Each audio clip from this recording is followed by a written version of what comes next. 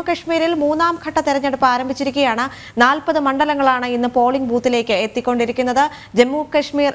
ജമ്മു മേഖലയിലെ 24 കശ്മീർ മേഖലയിലെ 16 മണ്ഡലങ്ങളാണ് ഇന്ന് പോളിംഗ് നടക്കുന്നത്. ജമ്മുകശ്മീരിന് കരുത്തുറ്റ ഭരണകൂടം അനിവാര്യമെന്ന് കേന്ദ്ര ആഭ്യന്തരമന്ത്രി അമിത്ഷാ പറഞ്ഞിരിക്കുന്നു. ഭീകരതയെയും വിഘടനവാദത്തെയും അകറ്റി നിർത്തുന്ന സർക്കാരിനായി വോട്ട് ചെയ്യാൻ അമിത്ഷാ ആഹ്വാനം ചെയ്തു.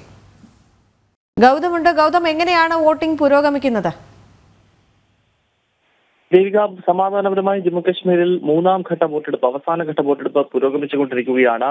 ജമ്മു റീജിയനിലെ 24, കശ്മീർ വാലിയിലെ 16, അങ്ങനെ 40 സീറ്റുകളിൽ കൂടിയേ ഇനിയും ജമ്മുകശ്മീരിൽ തെരഞ്ഞെടുപ്പ് ശേഷിക്കുന്നുള്ളൂ. ഇന്നിപ്പോൾ രാവിലെ 7 മണിക്ക് വോട്ടെടുപ്പ് ആരംഭിച്ചു.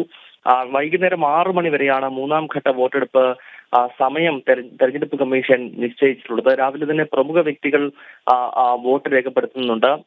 കേന്ദ്രമന്ത്രി ജിതേന്ദ്ര സിംഗ്, BJPയുടെ മുതിർന്ന നേതാവും പ്രധാനമന്ത്രിയുടെ ഓഫീസിന്റെ ചുമതലയുള്ള ഉദ്ധംപൂരിൽ നിന്നുള്ള MP കൂടിയായിട്ടുള്ള ജിതേന്ദ്ര സിംഗ്, അദ്ദേഹം രാവിലെ വോട്ട് രേഖപ്പെടുത്തി. ജമ്മുകശ്മീരിൽ BJP സർക്കാർ രൂപീകരിക്കുമെന്ന ആത്മവിശ്വാസമാണ് വോട്ട് രേഖപ്പെടുത്തിയ ശേഷം അദ്ദേഹം മാധ്യമങ്ങളോട് സംസാരിക്കുമ്പോൾ വ്യക്തമാക്കിയത്.